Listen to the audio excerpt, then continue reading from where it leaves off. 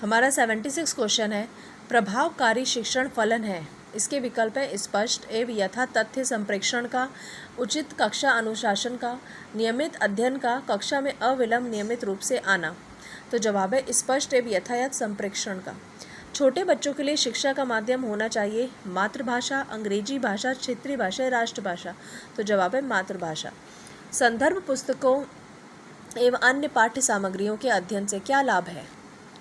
तो इसके विकल्प हैं ज्ञान में व्यापकता आती है, परीक्षा में अच्छे अंक प्राप्त होते हैं, आनंद प्राप्त होता है, निर्णय शक्ति का विकास होता है। तो इसका जवाब है ज्ञान में व्यापकता आती है।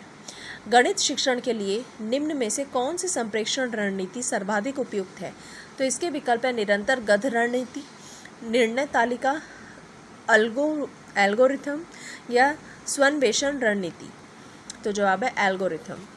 छात्रों में आपराधिक प्रवृत्ति एवं युवा अपराधिकता का प्रमुख कारण है आवश्यकताओं की पूर्ति ना होना, मानसिक मंदता, कुसमायोजन, ये सभी। तो जवाब है ये सभी। हमारा 81 क्वेश्चन है, शिक्षक की योग्यताओं, प्रयासों एवं उसके व्यवहार का सही मूल्यांकन किया जा सकता है। तो इसके विकल्प है प्रधानाचार्य द्वारा, उसके साथियों द्वारा, उसके छात्रों द्वारा, विशेषज्ञों द्वारा। तो जवाब है उसके छात्रों द्वारा। प्राचीन काल में औपचारिक शिक्षा का स्वरूप था बौद्धिक कौशल का विकास, धार्मिक संस्कारों का ज्ञान, मानव मूल्यों का संप्रेषण, व्यावसायिक शिक्षा। तो जवाब है धार्मिक संस्कारों का ज्ञान। हमारा 83 क्वेश्चन है, ऑपरेशन ब्लैक बोर्ड नामक कार्यक्रम किसके लिए है? तो इसके विकल्प है प्राइमरी स्कूलों के लिए, मिडिल स्कूलों के लिए, सेकेंडरी स्कूलों के लिए, सभी स्कूलों के लिए। तो जवाब है प्राइमरी स्कूलों के लिए। स्कूल अनुशासन में निम्न में से किसे प्राथमिकता दी जाती है?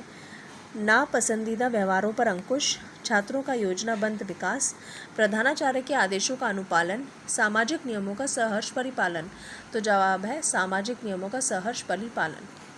आधुनिक अनुशासन का मौलिक दर्शन है होना इच्छित व्यवहारों का पुनः वर्णन, नियमों का कड़ाई से पालन, स्वस्थ मार्गदर्शन एवं परामर्श, स्कूलों को शोर मुक्त करना। तो जवाब है स्वस्थ मार्गदर्शन एवं परामर्श। हमारा 86 क्वेश्चन है, शिक्षक के किस गुण को छात्र सबसे अधिक पसंद करते हैं? उसकी निरपक्षता, उसका रौब, उसकी समय की पाबंदी, उसकी अनुशासन प्रियता। तो जवाब है उसकी निरपक्षता। अध्यापक के रूप में आप छात्रों की निजी समस्याएं कदापि नहीं सुनेंगे, सदैव सुनेंगे, सुनकर प्रधानाध्यापक को बता देंगे, तभी सुनेंगे जब कोई विशेष हो। सदैव सुनेंगे। अध्यापक बनने के बाद आपके विचार अनुसार हर अध्यापक के घर पर किस वस्तु का होना ज़रूरी है? पुस्तकालय, सजा हुआ ड्राइंग रूम, टेलीविज़न, ये सभी। तो जवाब है पुस्तकालय। शिक्षा के स्तर को ऊंचा उठाने के लिए निम्नलिखित में से क्या आवश्यक है?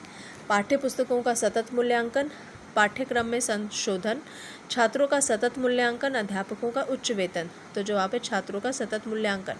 अध्यापक का कार्य छात्रों में पढ़ाई के प्रति विश्वास पैदा करना है, लगाव पैदा करना है, आस्था पैदा करना है, अनुराग पैदा करना है।